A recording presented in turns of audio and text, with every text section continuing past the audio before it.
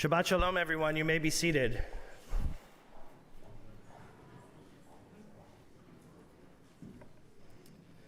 If you would have told me 20, 25, 30 years ago that I would be here right now on this bima as the rabbi of the synagogue, I would have laughed at you.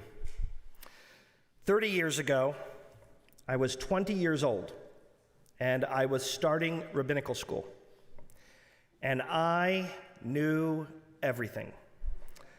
I knew what I wanted. I knew where I wanted to be. I thought I knew exactly how I would get there. There were no surprises behind any corner for me. I had predicted them all. I had anticipated all of them. How young I was. When I was 20 and joined rabbinical school, I wanted to be a principal of a Jewish day school. And I thought that the most meaningful way for me to grease the skids towards being a principal was to have the title rabbi in front of my name, which many of my principals, of course, did.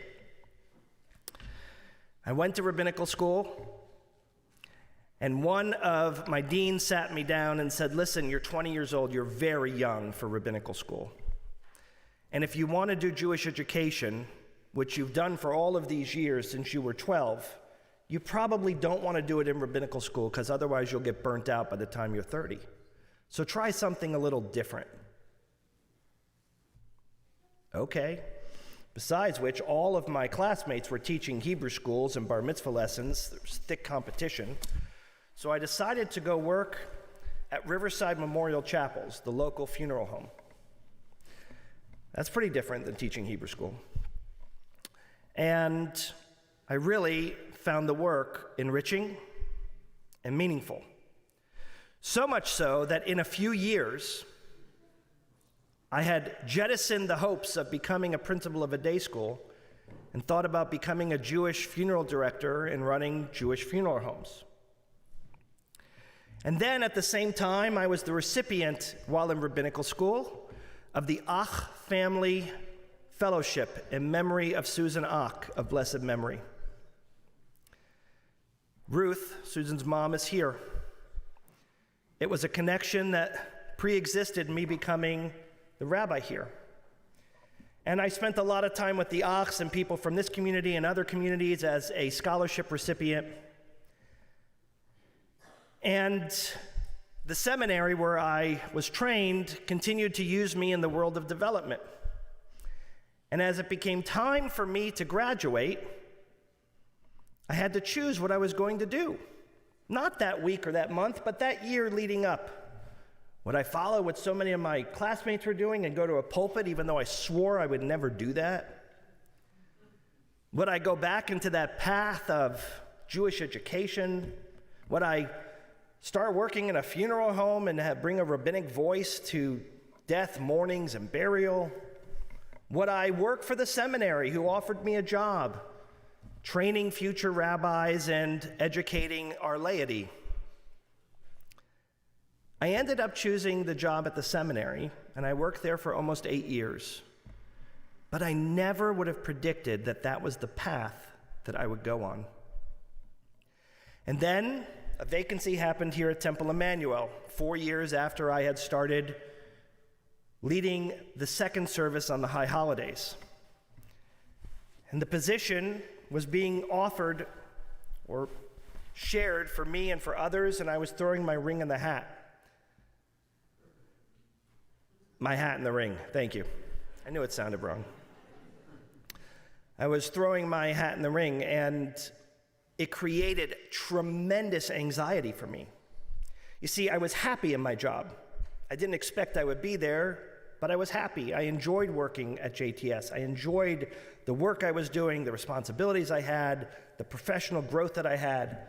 Why would I give up something I was happy doing and take a different path? In fact, some of the most anxiety-ridden times of my life were the months before I had agreed to become the rabbi here.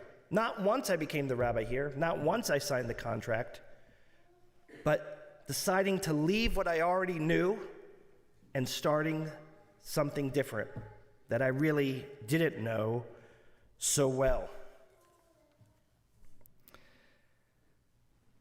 Whenever we start a path that we don't know well, I don't care if new things are exciting for us or they paralyze us, it has anxiety in it. It causes anxiousness. And for me, whenever I started a new path, I got nervous. I'm a person who loves to travel. I love exploring new countries and new spaces. Airports for me are exhilarating. But still, even when I land in a new place with a different language and different people, I still get a tinge of fear, a little bit of anxiety.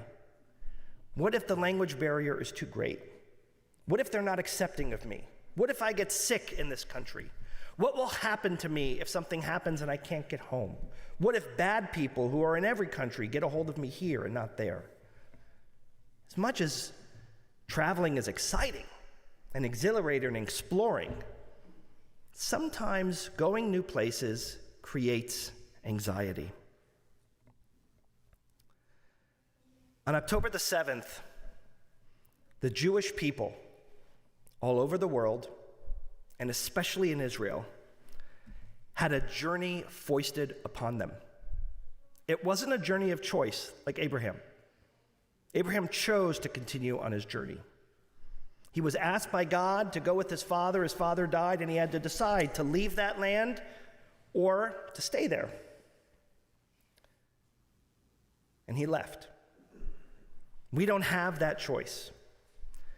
And the one thing that we know today that I would say is absolute is that October the 7th, 2023 will change the molecular structure, will change the DNA of what it is to be Jewish and Zionist. That, I believe, is absolute. It will not be the same as it was on October 6th. Not to be an Israeli, not to be a Jew, and not to be a Zionist. What I'm also absolute of right now is how it's going to change. I do not know what Zionism is going to look like here, in this part of the diaspora, in other parts of the diaspora, or in Israel. I do not know what the borders of Israel are going to look like in the next 3 years. I don't know what the streets of Israel are going to feel like for the next 3 years. I don't know what the streets of Kloster are going to feel like in 6 months from now, and whether I'm going to still feel absolutely comfortable walking into Whole Foods or walking into the CVS with my kippah on or not. I don't know what this journey is going to land at. And that has me very anxious. This week, I was so proud of my cleverness because I had developed my own meme that I put on social media. In fact, I flooded social media with it. A meme are those like one-page things that have a very short or thoughtful punch, quip, that could address a moment. And there have been so many clever ones out there, I wanted to add my voice to the chorus. And I put one out that was connected to the shooting in Maine. And it said all of these absurd things, like, before we find the shooter responsible, let's hear his side of the story. Or the shooting didn't happen in a vacuum. Or there are two sides here, or he was oppressed, or he was occupied, or all of these things that were absolutely ridiculous. And then I wrote at the end, just listen how ridiculous each of these statements are, unless, of course, you are talking about Jews. I took a victory lap. So proud of my cleverness. A lot of other people shared it. And then I got a call from a congregant who is a special soul, a good soul, a kind soul, who was very disappointed in me as their rabbi. Rabbi, you sending this out is devoid of empathy. I said, no, of course I have empathy. You know how outspoken I've been on gun control. You know how I feel about issues of gun violence. You know what I think we need to do legislatively. You know that I think it's actually a Jewish commandment to speak out about it. She goes, of course I know that, Rabbi, but this didn't reflect it. I said, no, I was trying to get out the idea of the fantastic irony about how no one would say that in this case, but when it comes to Israel, we can say these things. She said, Rabbi, I know what you were trying to say. It didn't say it. It said to me that we now can be snarky. We now can say that if you didn't cry for us, we won't cry for you. And we had a very meaningful and long talk about it. And she was right, and I was right too.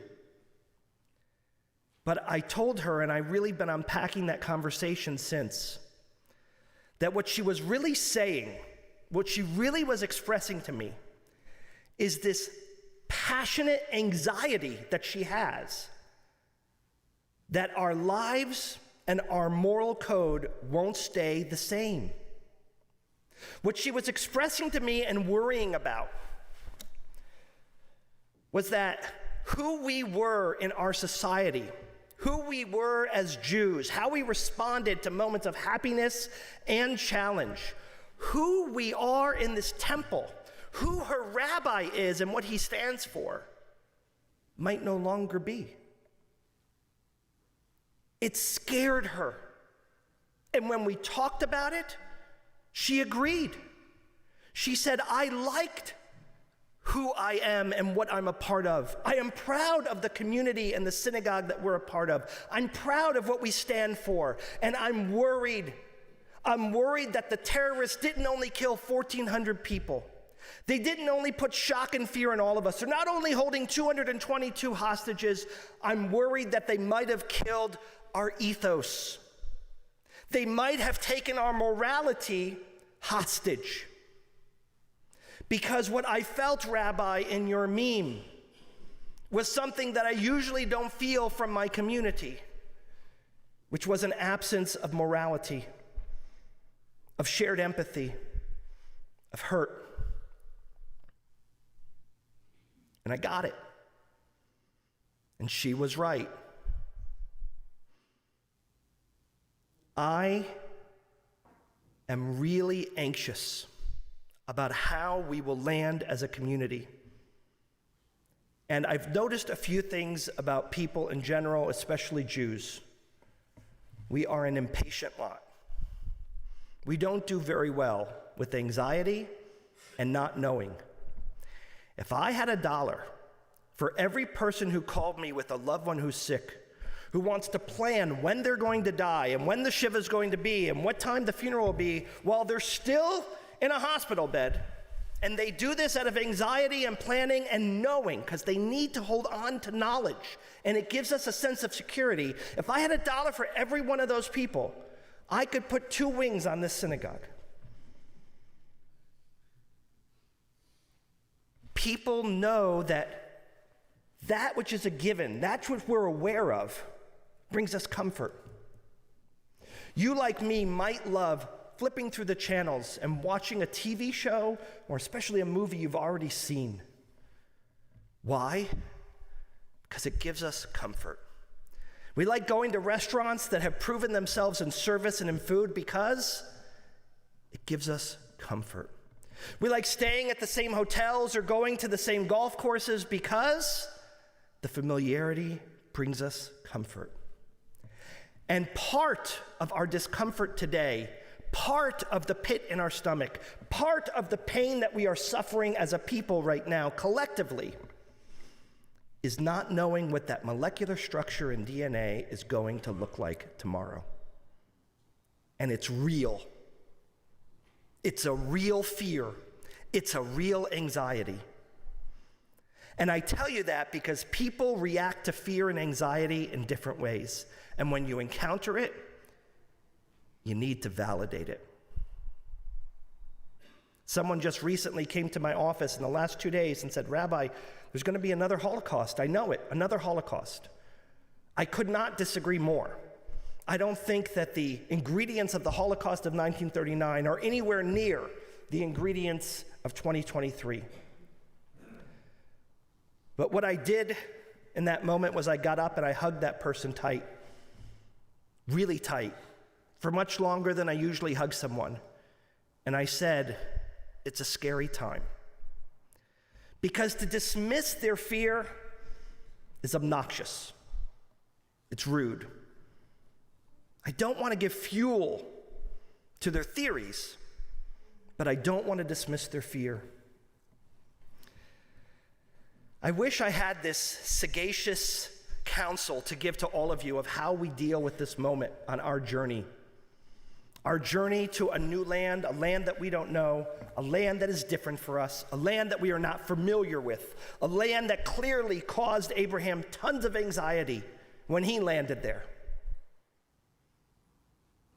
I wish I had some great counsel, some talking points to give to all of you. I don't. I can learn from you as much as I hope you can learn from me. But I would say that what we need to do is find that center and live in between the polarities. That we need to live between the polarity of submission and shaping. Submitting into the things that are controlling us that we have no control over, and still grabbing our hands to shape the things that are worthy of the future we want to live in. Submitting that our world is indeed changing and going to change, but holding on tight to the morality that we do not want to jettison because it is too important, too valuable, too much invested in it. That we can indeed give ourselves up to anxiety without letting go of values. That we indeed can be patient, but can also be indomitable. That we can have those things that seemingly are polarities and hold them both as we enter this land. There were two psychological phenomena that happened in the last 24 hours that I need to share with you.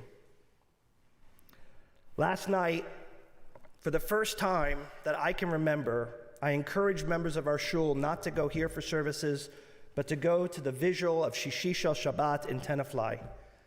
I imagine there were 5,000 people there at least. It was powerful and beautiful and meaningful and spiritual. And something happened. I came home and I said to Dory, that is exactly what my soul needed. It hugged my soul. Because when I looked around and I saw so many familiar people, and some that I've never seen before, it reminded me that I'm not alone. And lately, I've been feeling very alone and abandoned, not by anyone here, just in general. It reminded me that I'm not alone. The second phenomenon just hit me a few moments ago, literally. And it was in the unrehearsed, unanticipated moment that Eliezer just led us in the Tefillah L'Shalom Medinat Yisrael. That was so emotional and meaningful. And I noticed that as the cantor and I both encroached closer to him and put our hands near him, that he found and mustered some more of the strength to finish the Tefillah. I'm sure there's a psychological phenomenon that can explain that. But it's also a reminder that the best form of support during anxious moments is unity, togetherness, achdut. And that as we stand close to each other and near each other in these moments, as we drive down the streets and we see signs that say we stand with Israel, when we see the flags waving, it's a reminder to us that we're not the only ones on this journey. We're not the only ones that are lost. That while abandoned, we're not abandoned by ourselves. And that gives light to a lot of darkness. It gives hope to despair. And that is exactly what this moment calls for us. The journey that Abraham went on, he had no idea when he started it how holy and sacred it would be 3,000 years later for our people. Today, as we begin this journey, may we realize not only our fear, but the small role we have in shaping the future that 3,000 years later, please God, our ancestors will inherit and will imbibe and will absorb into our values in our homeland in peace. Amen.